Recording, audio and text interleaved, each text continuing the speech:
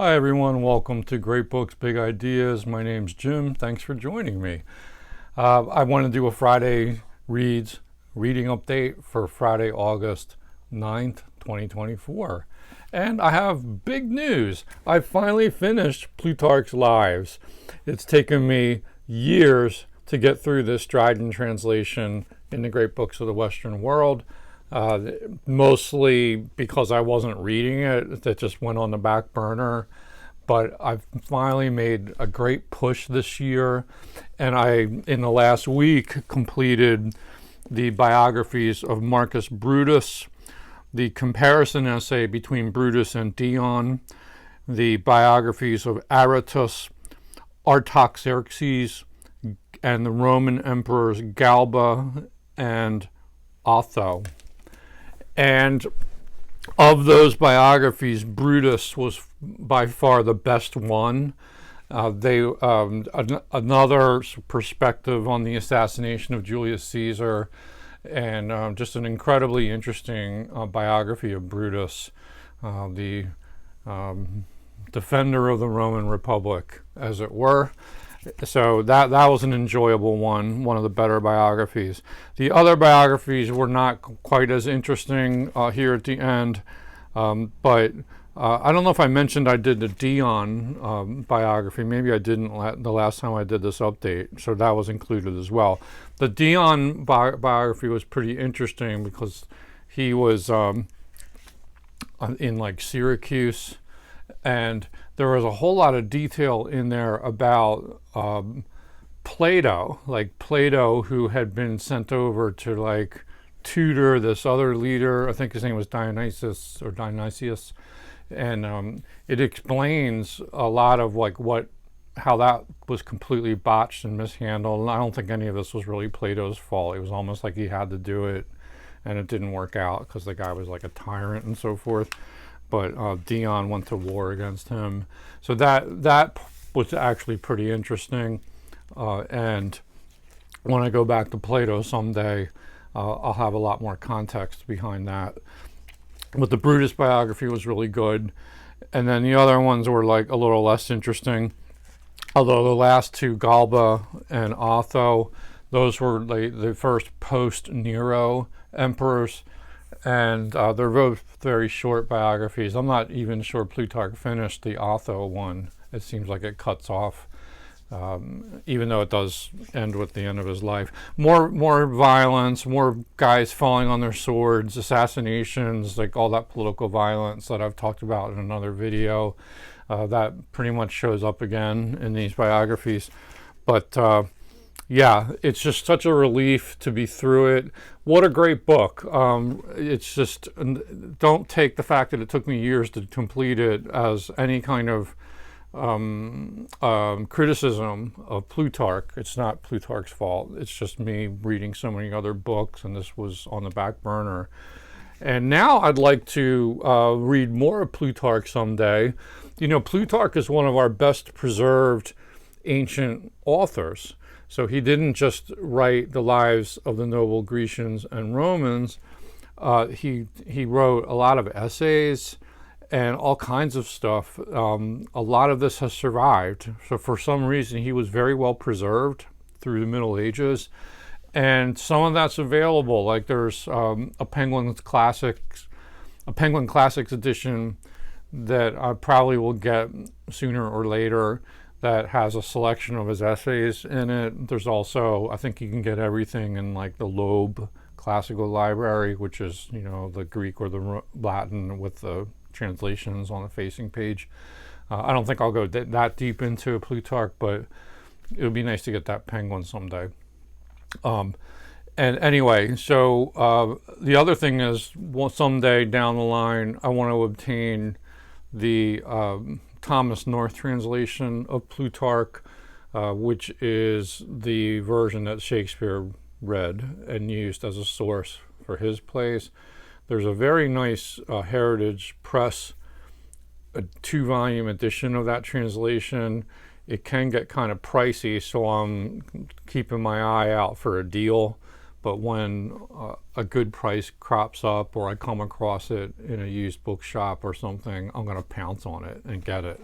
And maybe then I'll be ready to read, maybe not all the lives, but I'll read like some selections from Plutarch's lives. It's quite a long book. I mean, this was, geez, about 875 pages of double column text.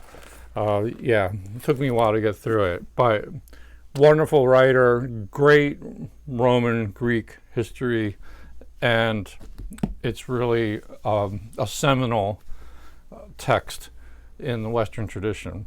So this one's going to go back on the shelf. And now I have to decide what great book of the Western world I want to read next. Well, I have one that I'm already reading, which I'll probably just pick up now because this has been on the back burner. I'm going through the first volume of Aristotle's works, and I'm inside of the Metaphysics, which is an important work by him. So I think I'll just go back here. I'm on book 5, and we'll just kind of keep going with Aristotle. I'm getting through this volume 1. After Metaphysics, which is a long book, I will probably... What's next? Then his essay on the soul, and then some short physical treatises on sense and the sensible, on memory and reminiscence, on sleep and sleeplessness, on dreams, on prophesying by dreams, on longevity and shortness of life, and on youth and old age, on life and death, on breathing, all of which sound very interesting. But it's going to take me a little while to get through the Metaphysics. But I think this is certainly going to be kind of pushed up and I'll be reading it. But as far as like the next volumes here, I've read all of these up to Aristotle 2. I've read this Hippocrates and Galen volume.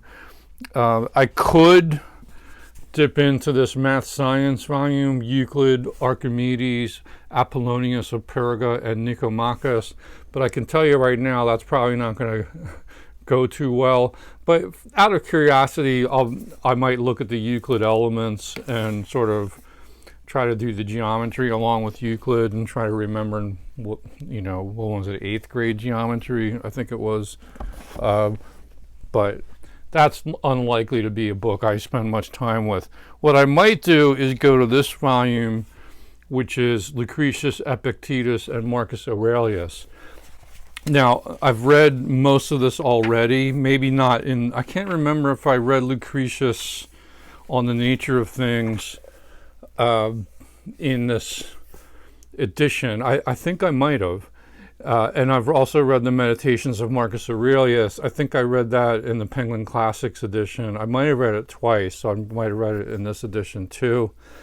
But the Discourses of Epictetus, I don't remember too well. So I don't think I've read it. And I see his name crop up a lot on BookTube, and people write about it. Seems like Stoicism is in these days. I'm not sure why or who's a proponent of that or why. It's interesting how these like ancient classical philosophies like sort of come back and get popular again.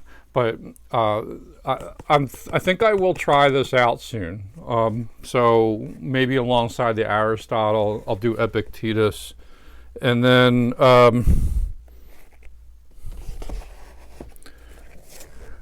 I could get into Tacitus.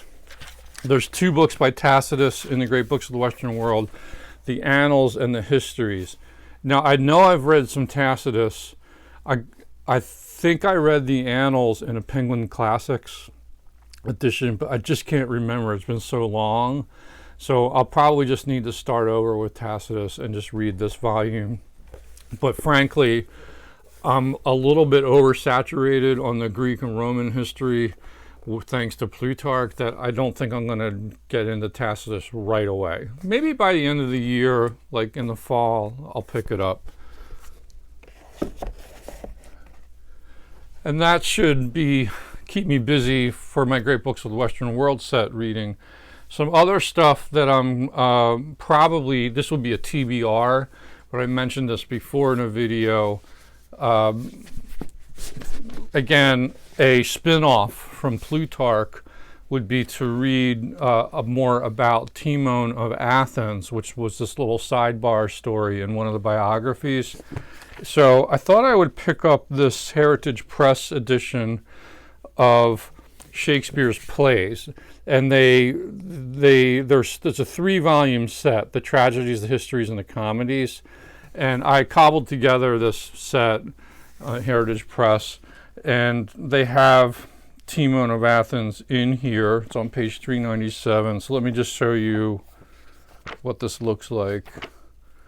I haven't read any. I've read all of Shakespeare's plays in the Pelican Shakespeare edition, which was this big, thick hardcover that I had in college.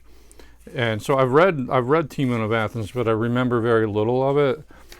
So in this Heritage Press edition, you do get an introductory essay, and you get some illustrations, which is always nice. And it looks like I just want to try reading a Shakespeare play in Heritage Press edition, because I haven't read any of these plays in this book. I'm not sure there's any other illustrations. Maybe it's just at the front of each play. But this was a play that Shakespeare probably wrote in collaboration with, I think it was Thomas Middleton. But it's not one of his more famous plays. But because it came up in Plutarch, I just wanted to see how he handled that person's life. So this won't take me long. I think I'll start it soon. We'll find out at the next update. Now, there's a whole bunch of other stuff I'm reading. Probably the one that's going to be more like front burner will be Mountolive by Lawrence Durrell. Lawrence Durrell, or Durrell, is one of my favorite prose stylists. His prose is just so succulent. It's like nectar. I love reading him. I'm up to page 74 in this novel. It's kind of jumping around in terms of setting, because the character Mountolive is sort of working for the diplomatic corps, and he's being sent to these different places. It's also about a love affair he's having with this woman in Egypt and Alexandria. This is book 3 of the Alexandria Quartet. It's going along fine, and I think now I'll have the time to really dive into it and probably finish it. I think if I have some reading time, and I think I'll have time to read this weekend and into next week, I'll probably finish this by next week. We'll find out. But anyway, now that Plutarch's done, that's like a big monkey off my back, and I can do these other things. Also picked up this book, The Rebels by John Jakes. This is sort of like trashy soap opera historical fiction, but it's fun. I'm not too far. I'm not even 100 pages through it yet, but this is like good light fare. And I do like historical fiction. I like the history of the American Revolution, and that's what this is all about. It's volume 2 of the American Bicentennial series by John Jakes. So I'm going to give this a chance. You would think I would move faster through it because it's very easy to read, but I guess other things have been taking precedence, but now I might have time to make some more progress in it. I also, a few weeks ago, started Future Shock by Alvin Toffler, and I'm about 56 pages into this guy. And I find this really interesting. I want to pick it back up and kind of get into it. I'm still contemplating of doing at least one video, if not a series of videos on Future Shock. But I think I want to read the whole book first before I decide how much time I want to make content about it. But anyway, it's I think most of you have heard of Future Shock. You know what it's about.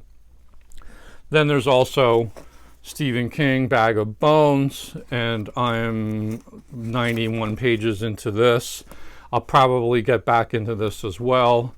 Every time I pick it up, I kind of enjoy it, but I seem to have a tendency to put it down and forget about it for some reason. But I think I will certainly continue reading it and finish it. Then back on the philosophy front, this is a book that one of these books that, I put down for weeks or months at a time, and then I come back. The World as Will and Idea by Arthur Schopenhauer. I'm up to page 128 on this one. You can only read this in small chunks, but I'll just be kind of hopping around these different books. One new book I started, because on my ebook reader, I have a Kobo ebook reader, I've been rereading Finnegans Wake by James Joyce, because I read Ulysses in June, and I guess I just wanted to keep going with James Joyce. And Finnegans Wake is sort of a ridiculously difficult book. And when I first read it, I after many false starts, I actually finished it a few years ago. And I was almost angry reading that book because it was so frustrating. But I persisted. I got through to the end of it. And now that I'm reading it on the ebook edition, which is, I think, the corrected edition, it's a much more enjoyable experience, relatively speaking. It's still like so difficult and challenging to read, but it's great bedtime reading for me. And I read a few pages at a time, and then I get sleepy. But maybe that's a good way to read Finnegans Wake, because the book really reads as a dream, as an extended dream in an invented dream language. So I think it might be appropriate to read Finnegans Wake that way. But anyway, I've had this book on the shelf for a while, and I picked it up and started reading it. A Skeleton Key to Finnegans Wake. This is a work of criticism by Joseph Campbell. We all know him from The Power of Myth and The Hero with 1,000 Faces, and Henry Morton Robinson. And this is Compass Books. And this basically tries to make sense of Finnegans Wake for you. So I feel like I need a crib like this, and this will be fun to read alongside of Finnegans Wake. I did start reading it. I'm, a couple dozen pages into it, and I'm appreciating it. Like, sometimes the critics are really, really helpful for difficult works like that. So anyway, that's that. Now, I was also at a Goodwill store, was it a week ago? Maybe. I popped in and I got this book. It's funny because in my last reading update, I was talking about how much I like Lawrence Durrell. And one of the viewers commented on Gerald, Durrell. And, he's also a popular author, a naturalist, worked with animals and so forth. And lo and behold, like literally like a day or two after I made that video and got that comment, I stumbled into this. Menagerie Manor by Gerald Durrell in a nice Penguin paperback edition. This was written in 1964, and it looks like this edition is from like 78. But this, let me read you the blurb on the back. Gerald Durrell is among the best-selling authors in English. His adventurous spirit and his spontaneous gift for narrative and anecdote stand out in his accounts of expeditions to Africa and South America in search of rare animals. He divines the characters of these creatures with the same clear, humorous, and unsentimental eyes with which he regards those chance human acquaintances whose conversation in remote places he often reproduces in all its devastating and garbled originality. To have maintained for some 20 years such unfailing standards of entertainment can only be described as a triumph. In Menagerie Manor, Gerald Durrell recalls how he became lord of the manor of Les Augres on Jersey and fulfilled a lifelong ambition by founding a private zoo. With the help of an enduring wife, a selfless staff, and a reluctant bank manager, the zoo grows. One by one, the reader is introduced to the village idiocy of Trumpy, the gray-winged trumpeter. Okay, no comment. The riotous tactics of Claudius, the taper, the devastating youth and moving romance of Mpango, an African gorilla, and the antics of a whole menagerie of orangutans, lions, bears, porcupines, and other creatures. You know, I don't read a lot of literature about animals or nonfiction about animals. Of course, I've watched my share of documentaries, and I'm an animal lover. We have a dog, we have a cat, we love to watch the wildlife outside, the birds and the critters. I love animals, so it's surprising that I don't read more about them. So maybe this will get me more in the mood to read such works. But I started it. It's illustrated too, which is cool. He's got a good prose style. I think it's really readable. I don't see any reason why I won't continue reading this. It should be a lot of fun. It seems to be written with a light touch. So anyway, that's Gerald, Durrell, Menagerie, Manor. And there's a few other things I'm reading, but that should pretty much cover the bulk of it for now. So the headline of this video is I finished Plutarch. He's back in the bookcase.